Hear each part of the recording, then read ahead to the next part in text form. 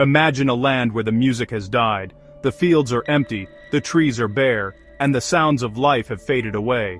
Before we begin, remember to subscribe and join this journey of faith, where even in ruins, God still writes redemption.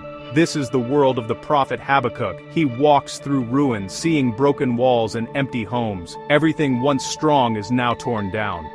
The silence is heavy, not peaceful, but full of loss. Habakkuk's heart mirrors the land, sorrowful, confused, and empty. Hope feels like a distant memory, a myth from a better time. The future is blank, with no promise of a happy ending.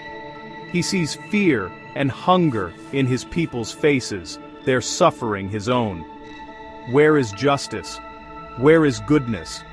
The silence feels like abandonment. Habakkuk is a prophet, meant to speak for God, but how can he offer hope when all he sees is ruin? He stands on the edge of belief, looking into a void where answers used to be. This is where our story begins, not with miracles but with quiet devastation. One man, Habakkuk, stands in the middle of it all, refusing to turn away from the pain.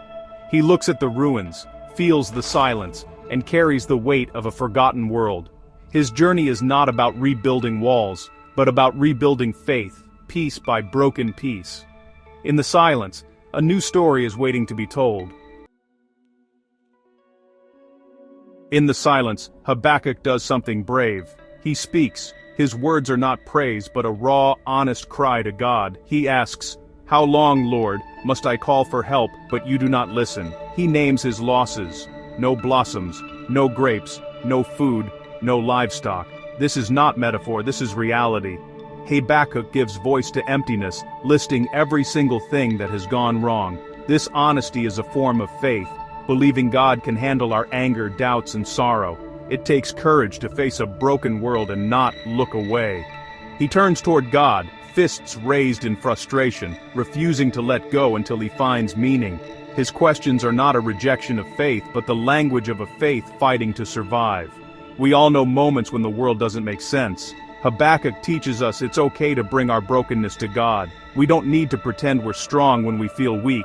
Our truest prayers are often messy, filled with questions and tears.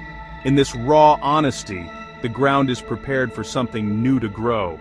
Even in barren soil, hope can take root. Habakkuk's cry is the first step toward healing. If this message is touching your spirit, pause a moment, like, share, and let someone else find hope in these words. After crying out, Habakkuk does something even harder. He waits. He says, "I will stand at my watch and look to see what God will say to me." He climbs a tower, not to escape, but to watch and listen. This is not the silence of despair, but of expectation. Waiting is an act of faith, forged in the hardest moments. Nothing has changed around him. The fields are empty, the nation broken, but something shifts inside. He moves from demanding to watching, from crying out to listening. This stillness is active, patient, and hopeful. In our lives, waiting is often the hardest part. We pray, then face silence, tempted to give up. Habakkuk shows us to find a high place in our spirit and wait. Trust that even when we see nothing, something is moving in the unseen. Waiting is not empty, it's preparation. As he stands watch, his heart calms, his perspective changes. He rises above his circumstances, seeking a higher truth. The silence becomes sacred, a place to receive peace, greater than pain. In this stillness, the foundation for a new song is laid. Then comes the turning point, not in circumstances but inside Habakkuk. After waiting he chooses, "Though the fig tree does not bud, yet I will rejoice in the Lord." This is radical faith, rejoicing not because of his situation, but in spite of it. He's not denying pain. He's already named his losses. His joy is not dependent on what he has, but on who he trusts. His strength comes from God, not from full fields or easy days. He moves his focus from what's lost to what's eternal. His song rises from the ruins, a defiant anthem of hope. This choice to rejoice is spiritual warfare, a refusal to let despair win. Habakkuk's joy is a decision, a strength he claims. He says, The sovereign Lord is my strength, he makes my feet like a deer. Even on dangerous paths he walks securely. Joy is not the absence of pain, but the presence of God in pain. In the ruins, Habakkuk finds a reason to sing again. Thank you for watching.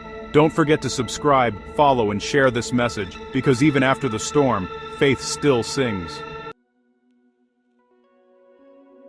Habakkuk's story shows faith isn't a magic wand, it's inner transformation. The world is still broken, but he is no longer broken by it. Faith gives him a new perspective, a new strength, a new song. His security comes not from circumstances, but from his relationship with God. This ancient story speaks to us today.